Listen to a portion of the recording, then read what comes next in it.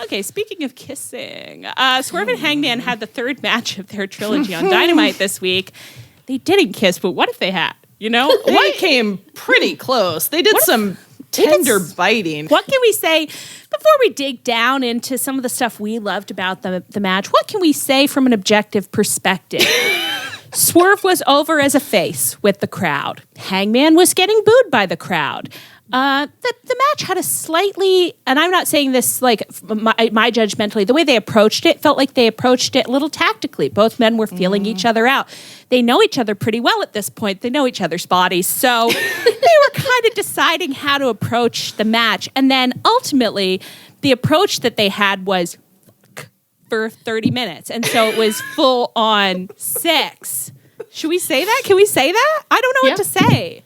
Yeah, I think it is what it is. I say what I see. Well, yeah. What else are we supposed to say? What are we supposed to say? We when you would watch never two lie. men literally roll on top of each other like over and over for like, I mean, what are you supposed to say about it? What are you supposed to think? Push each other to their limits, to the limits of their bodies. They were communicating. You know? They were communicating with their bodies. Body-wise. The kissing poses they did, they were intense kissing poses. They were galloping terribly, I would say. They were galloping terribly. Yeah. Yes, they were. And I felt like, when I got on Twitter afterwards, I thought, now people see it the way the fun-loving girls do. Because it was a real wall of content saying, I need a cigarette. And I did, and I did need a cigarette. And I had a great time and I loved it. And okay, so how did the match end, you may ask? Well, it was a 30-minute time limit, and the buzzer sounded just as Swerve had pinned Hangman at a 2 count. So the question remains, would Hangman have managed to kick out? We'll never know. Swerve, desperate, asks for 5 more minutes. Hangman, enraged, says, no, you will never get anything from me. You will never win the world championship. You'll never have anything. And he rolls out of the ring and he goes to leave. And then little trickster Tony calls down to like Tony Schiavone or whatever and says, actually, Swerve and Hangman are tied in the standings as the number 1 contenders, and they will both be fighting Joe at Revolution. And Swerve goes from looking so upset to laughing his little laugh, and Hangman is gesticulating and saying, you didn't win, you never won. And they will all fight each other at Revolution. And Annis, I think you've pointed out, that is a party that I don't think that Samoa Joe is going to find himself really a central part of. Samoa Joe is like a sideline in someone else's romantic and sexual story. Yeah, I thought it was so interesting that Hangman, like, I really like the character note where he's focused on keeping Swerve from. He doesn't care if he wins the world bout title. He just wants Swerve to not have it, which. So him being disappointed that he gets a title shot is really like an angry is it's real good.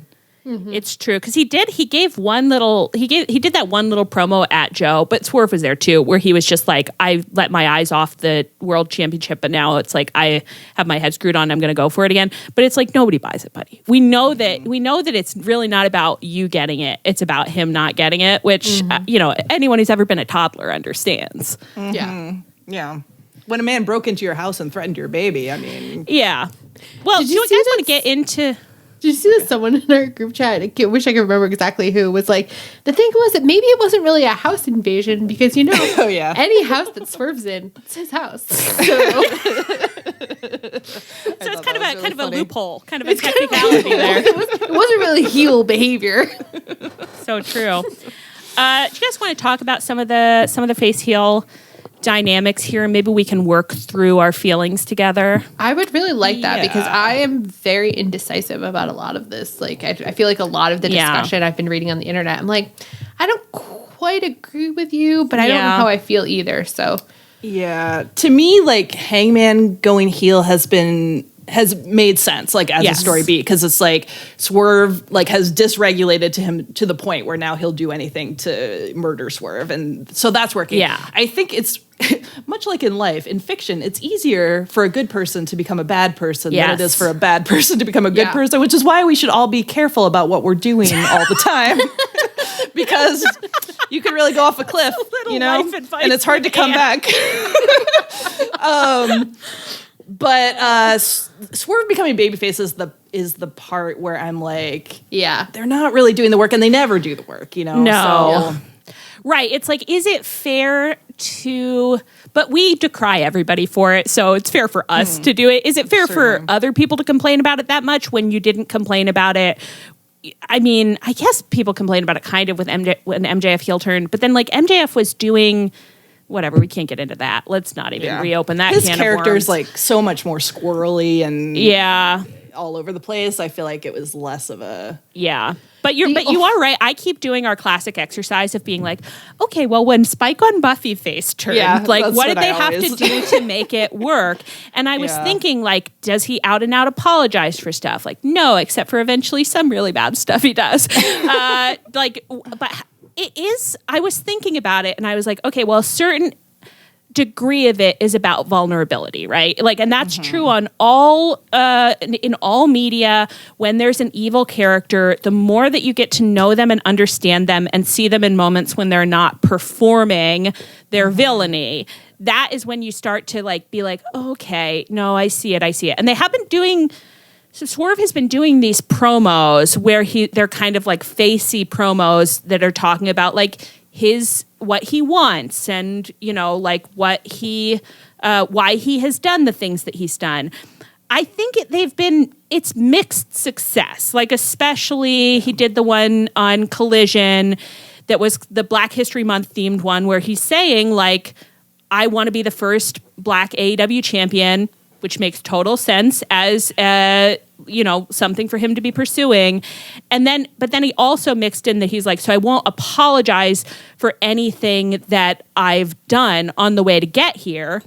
And as a viewer, you're kind of like, okay, well, you did menace a baby. So I guess I personally feel like I would have taken a slightly different tack to be like, maybe I've done fucked up shit and maybe I shouldn't have done it.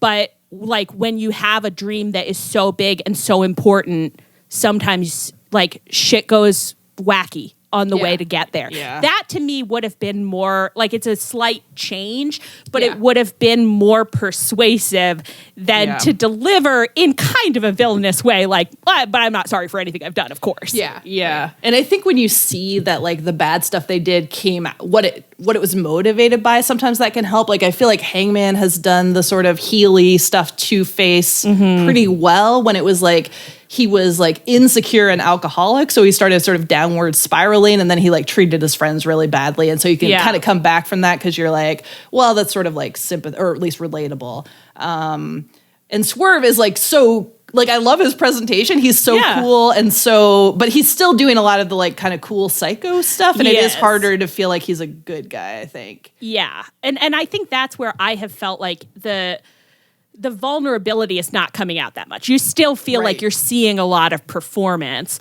I think the other thing that's going on is that it's like you can feel the way the narrative is being directed, kind of, right? Where it's like, he's like, well, I have this like big righteous dream that I'm pursuing and it's like valid. And it's like, yeah, it's totally valid, dude. But actually the shit that happened between you and Hangman was really personal. Like, it actually wasn't like that is a part of your story and a part of your character.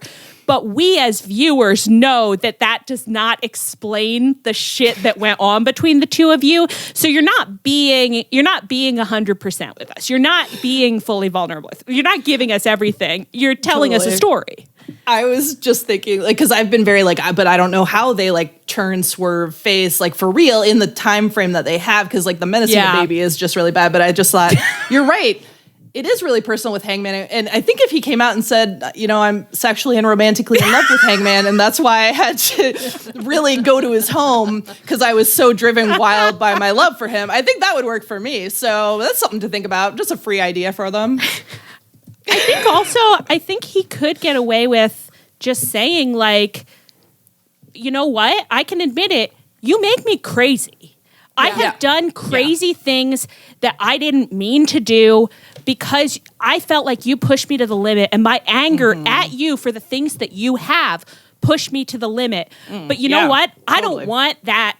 I don't want that in my space anymore. Like I want to go for what I want, and I don't want you to be a part of it. I want to leave you behind. That would be a really good face moment for Swerve to be like, I am over you. I am focused on the belt. I am not doing this anymore. I'm not like, you and I are we have a toxic relationship and I am ending it. And Hangman, for Hangman to be like, you'll never be done with me, that would be both really, really sexy, and it would work really well. Yeah. And it would tie in with those promos that he's giving about like being the first Black champion and Black History Month and stuff, which like as isolated incidents, I have like enjoyed the promos. Like they work, but it's like in the whole narrative, they just kind of are weird. Yeah.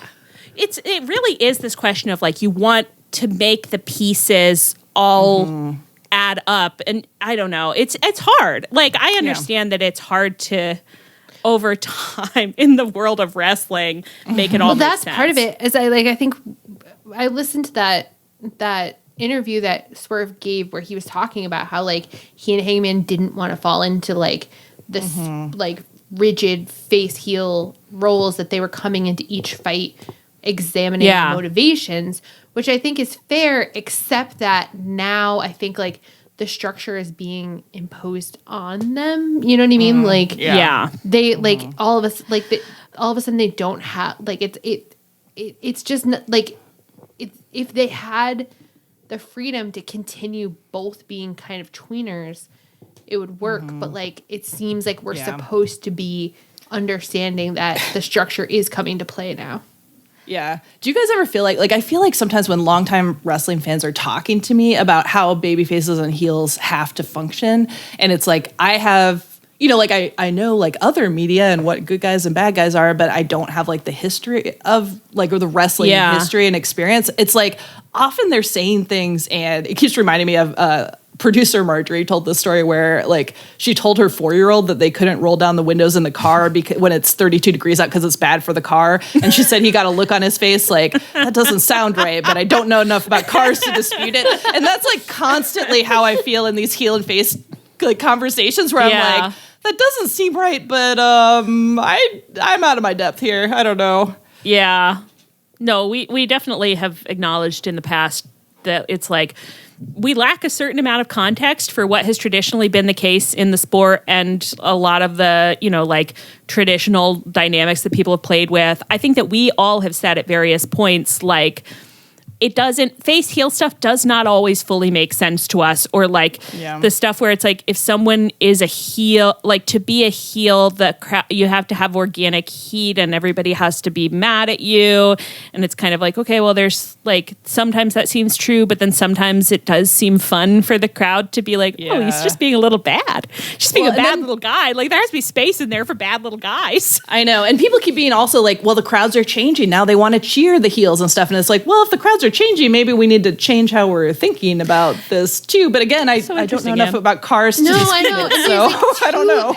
There's two persuasive arguments, because like I think that there is an argument to say that, like, you know, there's very rare people that are willing to be heels the way like Don Callis and Christian are heels. Like a lot of people like play in the space where they do want to be chanted and they want people to buy their merch. And so I get that like there's a certain extent where people are like, heels are not supposed to be cheered. They're supposed to be booed.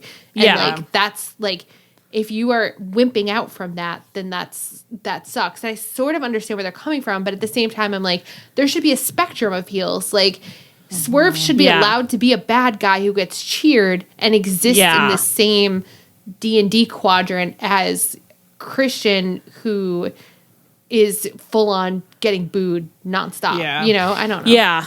And I think no, go ahead, Ann. Oh, I was just going to say, like, I do understand, because it's like sometimes the crowd doesn't know how they're supposed to react to something. And it clearly really throws them. And I know, like, being in the crowd, like, it's very fun to, like, do what you're supposed to do and to chant and boo and stuff. So it's like, on the one hand, like, I get it. Like, you want the crowd to know, like, the kind of interaction you're having with them. But there is, like, terrible little rat boy thing, you know, or Swerve being like a cool psycho that you still want to cheer, that I feel like you do need to figure out space for, maybe. Did you guys ever watch the episode of the Magic School Bus where they like are on a frictionless baseball field and they're like learning about how friction works and how if there's no friction, like nothing ever slows down, and you know, like things can only change course if like you hit something that makes you change course. Sometimes that's what the wrestling sphere, like that's how I think about it, is it's like you have all these people, like they're trying to move in certain directions, they're like in space or whatever, but they just have to aim at each other. Like that's what Swerve and Hangman are doing right now. They're like aiming at each other and being like, okay, and then that if we aim at each other in a certain way, we'll bounce off in a way that will make me this and you this. And it's like, maybe. I don't, but you have to say some stuff to get me there to go with it. I don't know if any of that made sense. No, it did. No, totally. Well, and like wrestling is so like they're always dealing with the unexpected, and like how the crowd reacts is like another unexpected thing. So it's probably amazing when they ever put together anything coherent. I know it is. And I feel like you just have to be quick on your feet to be able to sort of roll with the punches and come up with something that makes sense. I think it's just hard sometimes in wrestling when it's like the crowd wants to cheer, so they're like, well, we'll present this in a way that like will make it clear that it's okay for the crowd to cheer, and it's just like, okay, but that doesn't cover everything that's going on here. So like to me, then there's a feeling of like artificiality of like, okay, well, but that's not right. Like I'm not getting everything that I need from you to be in that crowd enthusiastically, like doing the thing that you want me to do. And I to be super clear at the end, I say this, loving these men and loving what they're up to and like wanting them to go on to do way more of it, even more of it, you know? Yeah. Well, it is like you do feel like Leah said, it's like it feels like the tropes are like kind of coming down on them when they were trying not to do it. And you hate to see like the character get flattened. Like I do think like everything they're doing, it's like it sounds like I'm not enjoying this, and we're trying to talk it through for ourselves. Is it's like what's working and what could be better, right? You know, I don't know, or like what are they doing at all? They're doing the best storyline. Yeah, the wrestling I have no complaints, absolutely no complaints about. It's only like trying to predict what's going to happen next, feeling like it's not. Like the promos, I would have done things that slightly differently, but like to be clear, the wrestling has fucking ruled. Oh, it fucking rocks, and it's like the passion rocks. I think it's just that it is that thing where you know what I said the other day when I was in college, I worked at the writing center, and people would bring me their papers, and I would be like, okay, that mostly makes sense. Actually, often it didn't make sense at all. That's true for many wrestlers, but I'd be like, that mostly makes sense. We've just got to change a couple things, and it's going to strengthen the argument so much, and that is what I feel when I'm like engaging with this and with the question of the face heel dynamics. Is it's like, God, I wish I were backstage and I could just tell you like two things that I think would really strengthen your argument. Yeah. And like one promo could really tie it all up if they sort of figured out the right angle for it. That's what we're always saying. It only takes a moment. Yeah. But in the meantime, you know, Swerve's buckshot lariating Hangman, and that was good for me. That was unbelievable. That was really good for me. When he did that, I was like, you dare buckshot Hangman? And he looked good doing it. Yeah, he could do it. He could do it. A man who can do a buckshot lariat.